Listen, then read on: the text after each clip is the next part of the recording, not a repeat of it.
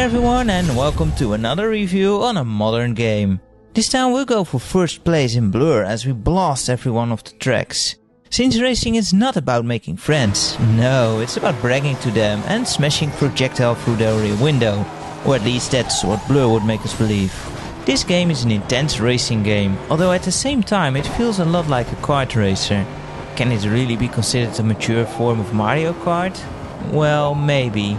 It is certainly paced much faster and packed full with action, and it actually has licensed cars, which is nice. But there is actually a bit more to it that sets it apart from just being another clone in new clothing. This actually feels more like a mix between street races like the Need for Speed Underground games, with the power-up craziness from the games like Mario Kart. However, the races never get as random as in Mario Kart in my opinion. If you manage to take first place, then technically speaking you can hold on to it, if you're good enough. There's no blue shell or thundercrab to screw you over here. Something that Blur just does really well with its power-ups is that most have both offensive and defensive uses. They can help you overtake people or hold your position. You can target other drivers or opt to utilize your items to negate incoming dangers from those out to get you. Also, you'll always be able to clearly tell what items are up for grabs as you approach them, and you can hold up to 3 items maximum. So you can always make a clear decision on what item will help you best at the moment. And of course, the better items are usually found in trickier parts of the tracks. This all really gives the warfare on the roads in Blur a more strategic flavor, and it's something you can really grow into.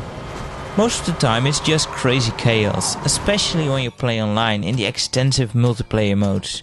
In races with up to 20 players it can be utter mayhem, especially when you're in the middle of the pack, but man is it fun.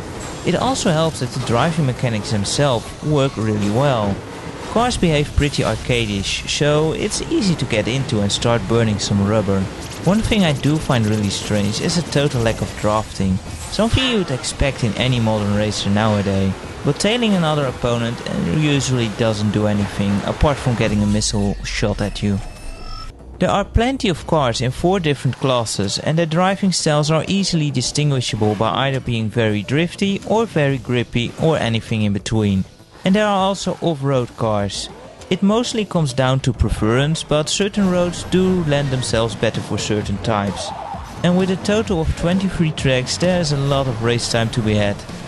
What's a bit of a shame though is that they opted to race in realistic settings. It all looks alright, but it just looks a bit too much the same over and over again. I'd rather have had totally different tracks. But the tracks themselves are fun to race on and are well designed with lots of shortcuts and whatnot. Just don't expect any interesting scenery or interactivity with the tracks. One other major thing that's kind of lacking in this game are the offline functions. There is a career mode and a split screen mode, and that's about it. Now it is nice to see a split screen mode since it's been a while since I've seen one of those in any races. But there are no quick races or time trials or anything like that, which is a bit of a shame. On top of that, the AI can be pretty damn cheap at times, which on the other hand does offer a good challenge and practice though.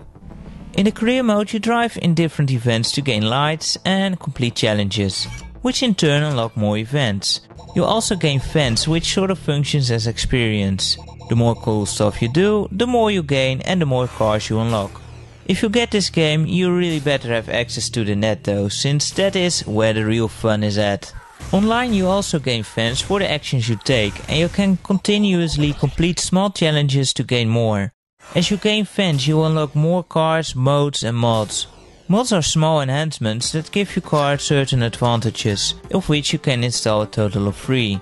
It all feels a lot like how Modern Warfare 2 works with unlocking new weapons and its perk system. I'm not a big fan of having to unlock modes though.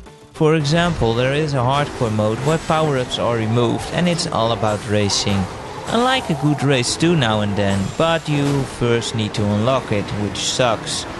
But otherwise, it's all good fun online really. In my opinion, Blur is a fun and action-packed experience. But at the same time as Blur, there were 2 other racing games hitting the scene. Split Second and Mod Nation Races. Now what do? Which one do we take?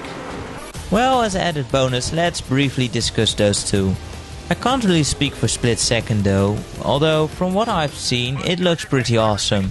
but I'm a bit worried about how long it'll last with its very limited amount of tracks and predictable outcomes on those tracks. But as I said, I can't really directly compare it since I haven't played it. I did however play a fair bit of Mod Nation Races, and I've got to say, that's a great game too, but for totally different reasons.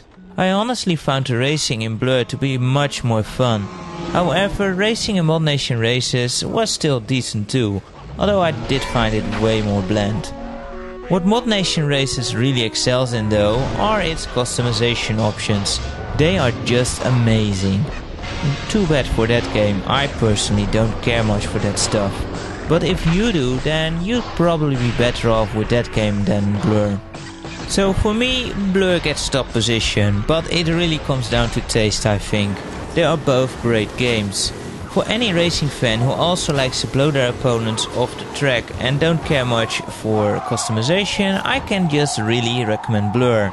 I'm also curious what your favorite pick is out of those 3 top races which came out so close together. Which did you pick up, if any at all, and which do you think is the best? Well, that's about it for this review. I hope you enjoyed it, and thank you all very much again for watching. Until next time, take care.